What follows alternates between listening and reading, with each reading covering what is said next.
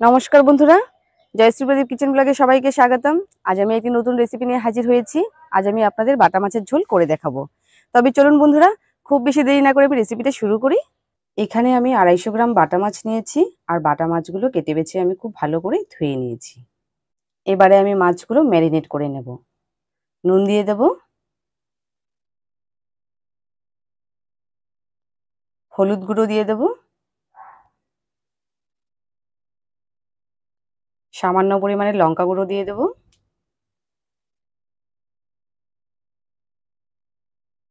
সামান্য পরিমাণে সর্ষের তেল দিয়ে দেব। মাছগুলো খুব ভালো করে মেখে নেব।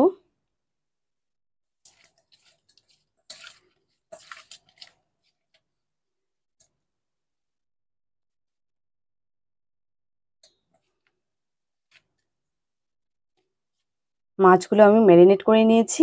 এবারে আমি কিছু সময়ের জন্য রেখে দেবো। কড়াই চাপিয়ে দিয়েছি, কড়াই গরম হয়ে গেছে। এবারে আমি কড়াইতে পর্যাপ্ত পরিমাণে সর্ষের তেল দিয়ে দেবো।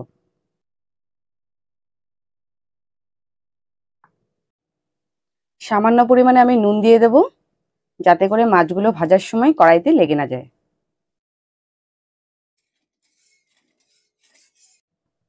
তেল গরম হয়ে গেছে, এবারে আমি মাছগুলো ভেজে নেব।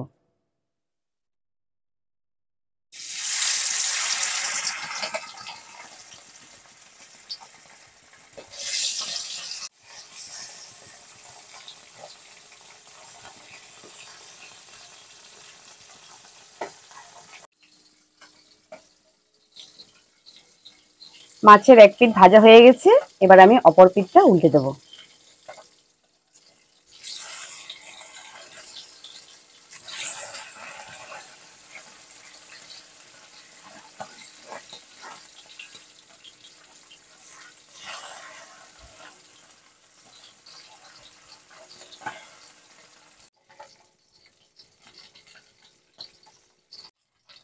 মাছগুলো ভাজা হয়ে গেছে, এবার আমি তুলে নেব।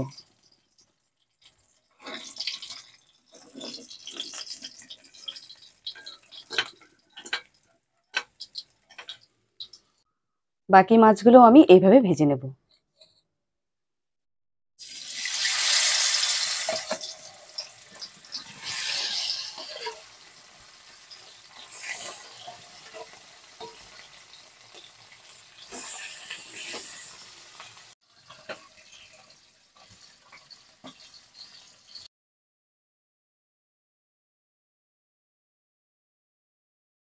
এখানে আমি 3টি ছোট সাইজের আলু নিয়েছি, আর আলুগুলো আমি এরকম শেপ করে কেটে নিয়েছি।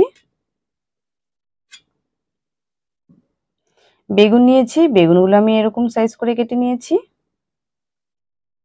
একটা টমেটো নিয়েছি, টমেটোগুলো আমি এরকম শেপ করে কেটে নিয়েছি।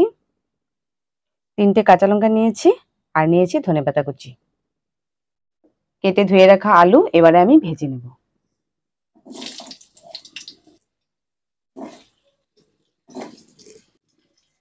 সামান্য পরিমাণে নুন দিয়ে দেব,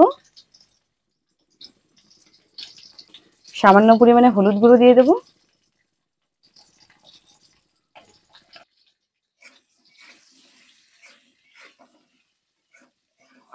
ভালো করে নাড়াচাড়া করে নেব।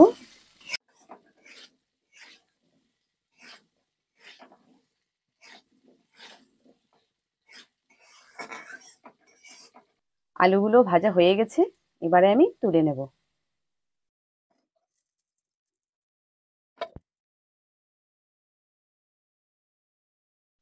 এবারে আমি কেটে ধুয়ে রাখা বেগুন ভেজে নেব।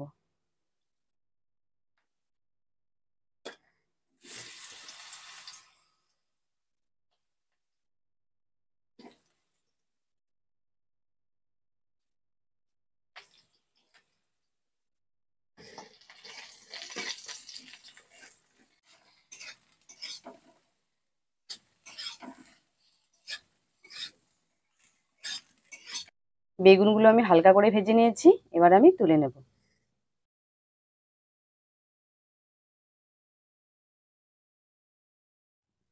কড়াইতে আমি আবারও সামান্য পরিমাণে সর্ষের তেল দিয়ে দেব।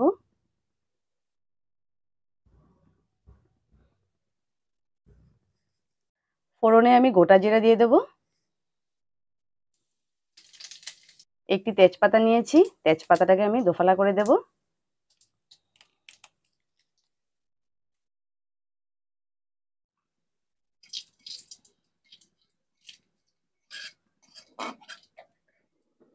ফোড়ন থেকে সুন্দর গন্ধ বেরিয়েছে, এবার আমি ভেজে রাখা আলুগুলো এর মধ্যে দিয়ে দেব।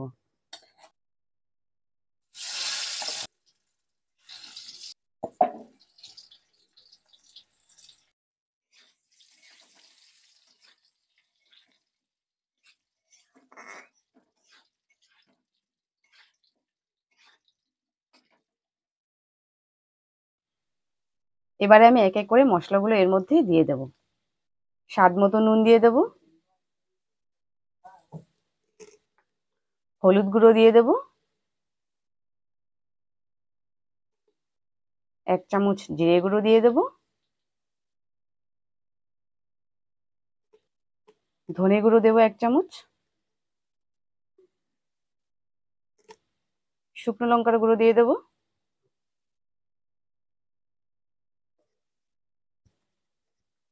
তরকারির রংটা ভালো আসার জন্য কাশ্মীরি লঙ্কার গুঁড়ো দিয়ে দেব,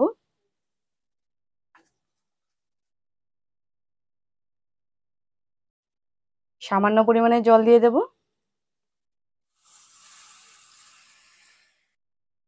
সবকিছু আমি খুব ভালো করে নাড়াচাড়া করে নেব।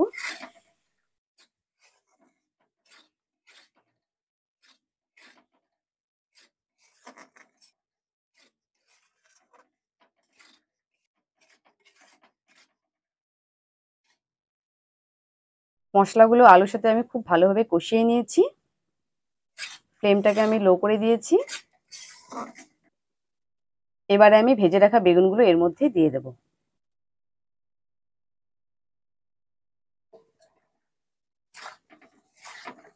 সবকিছু খুব ভালো করে নাড়াচাড়া করে নেব।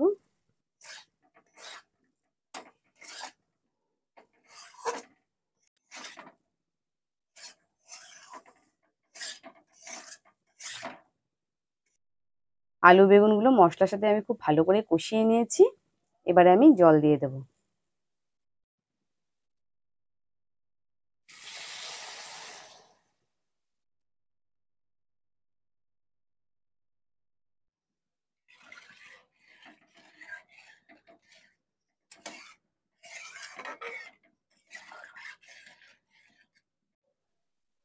এবারে আমি চেরা কাঁচা লঙ্কা দিয়ে দেব।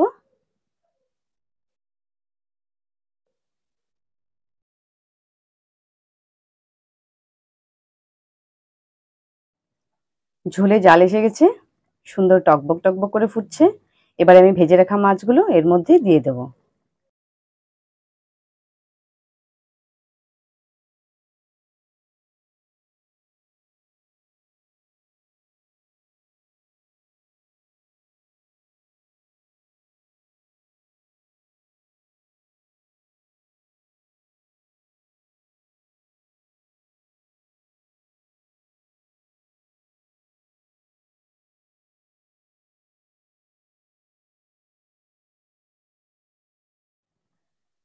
এবারে আমি কেটে ধুয়ে রাখা টমেটো এর মধ্যে দিয়ে দেব।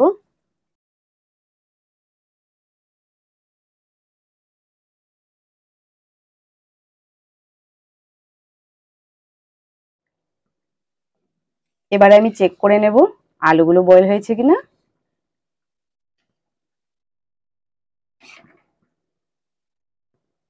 এই যে দেখুন বন্ধুরা, আলুগুলো খুব ভালো করে বয়েল হয়ে গেছে। আর বেগুন টমেটো তো অবশ্যই বয়েল হয়ে গেছে।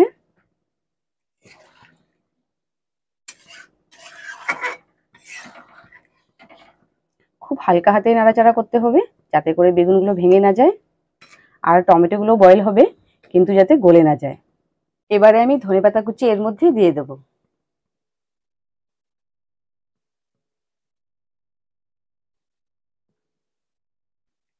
বন্ধুরা, দেখে বুঝতেই পারছেন বাটা মাছের রেসিপিটা খেতে কত স্বাদ হবে। আর এদিকে বাটা মাছের ঝোলের রেসিপিটা আমার কমপ্লিট হয়ে গেছে। এবার আমি গ্যাস অফ করে দেব।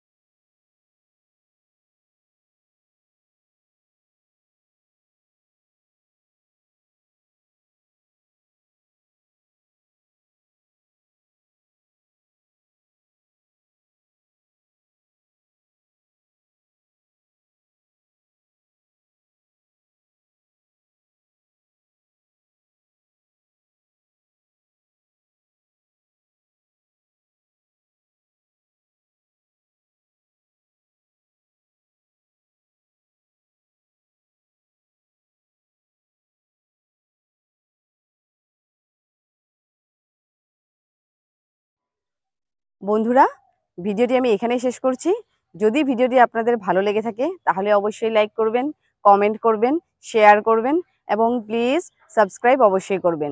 আর আমাদের চ্যানেলের নোটিফিকেশনগুলো আগে থেকে পাওয়ার জন্য পাশের যে বেল আইকন আছে সেখানে ক্লিক করে দেবেন। পরবর্তী ভিডিওতে আবারও একটি নতুন রেসিপি নিয়ে আমি আপনাদের সামনে হাজির হব। সকলেই ভালো থাকবেন এবং সুস্থ থাকবেন। ধন্যবাদ।